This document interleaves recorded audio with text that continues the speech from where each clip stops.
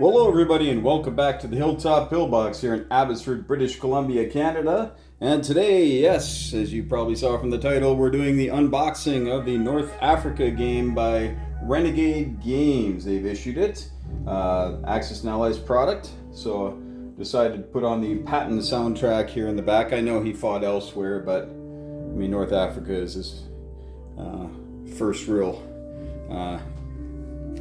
getting a name for himself, infamously. So here we go. I just picked this up from across the border in the States. There we go. And I know nothing about this game. I have not researched it. I haven't watched any videos on it. I just bought this thing way back in January, I think, maybe February.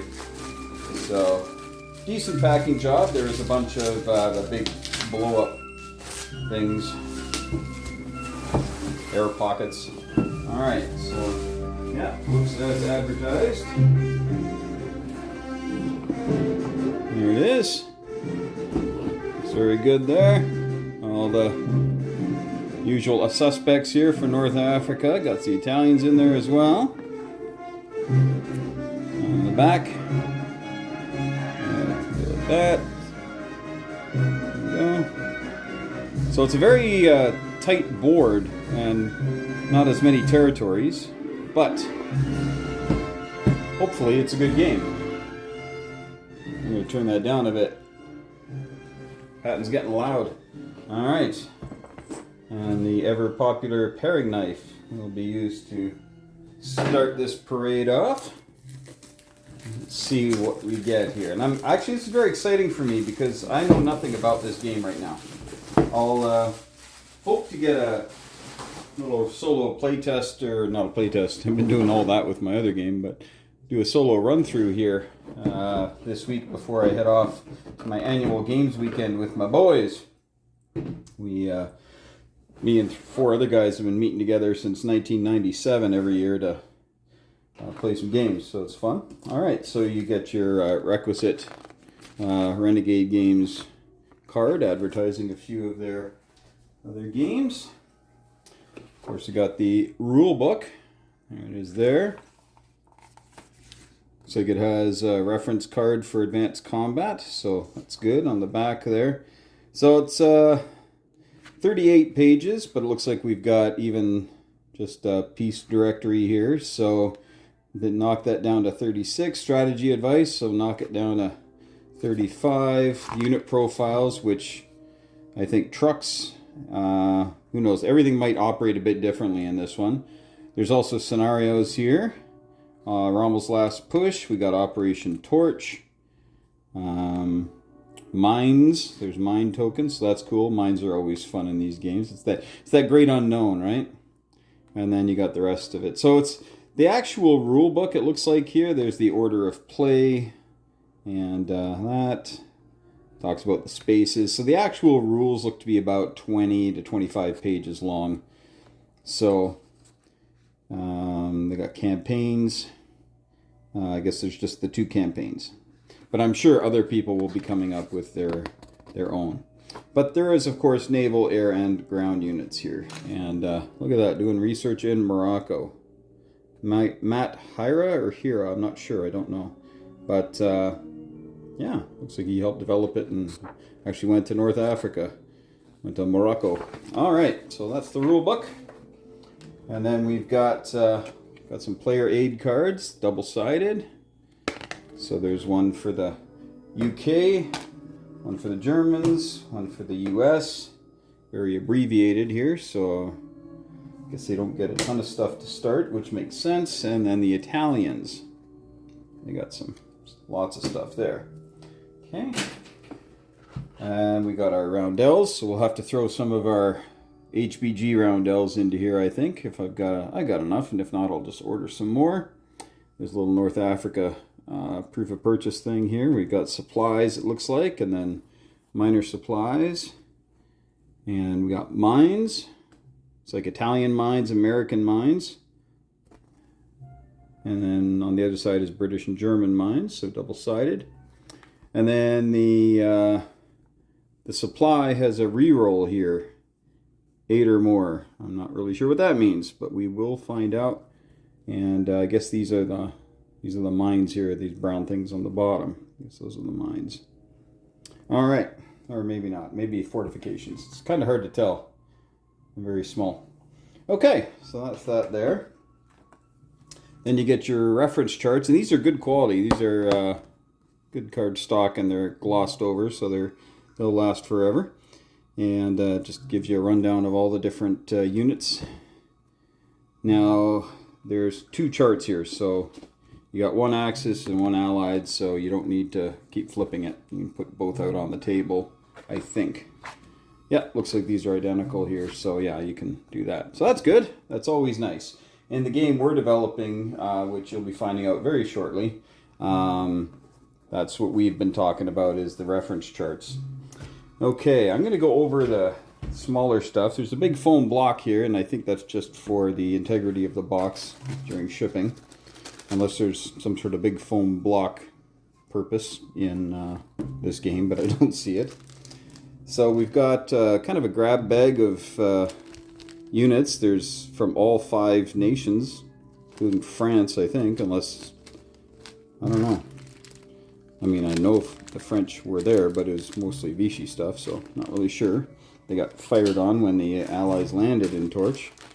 A little bag of German stuff. Doesn't appear to be a ton of units.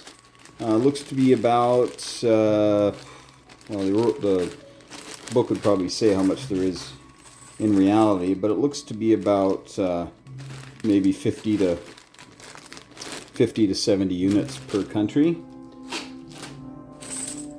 And the chips, grays and greens. And then this is the part I was looking forward to, the D10s. Alright, so 10-sided dice. Looks like they're maybe taking a little page from historical board gaming and going with the higher value, although historical board gaming does 12s, of course, for most of their games. But the more options you have, right, the more units you can have, a bunch of different things that you can implement when you have a D12 system. And that's why we use that in the game I'm developing, with a lot of help from the other guys. I don't know how much is out there already as far as information about the game, so I don't want to give anything away right now. But it's been in the works for about 3 years now, 2.5, 3 years. Lots of different people helping out on it. It's a passion project of mine that turned into an actual full-blown game, so pretty happy about that. All right, so good size board here, 2-piece board. 2-fold. Some would call it a 4-fold, but all right. So I'm just going to pause and then get a better look here. All right, so here we are. Of course, you got your title. Sorry, my finger bumped the switch there. All right, and then as we run through here, we can see there's a little bit of texture. You can see some mountains, and you see the desert, the dunes, the water, of course. And some silhouettes likely of it's a U-boat there and a destroyer there, so yeah, maybe those are like permanent fixtures, I'm not sure. Maybe it's just the opening setup. So there is there, but I was told, maybe erroneously, yeah, probably erroneously, so I'm not going to repeat it. But there seems to be a supply route here, which we all know is very, very important in the North African campaign. Kasserine Pass, not a good time for the Americans, but they sure learned a lot, that's for sure. The Mareth line, which got punched through. But then we've got, of course, Cairo. We got the Suez, Atlantic convoys, Indian convoys, Suez convoys. So, as we all know from all the different A&A games and Historical Board Gaming's global series, the British really need to put some effort in here in Africa if they want to remain a viable threat.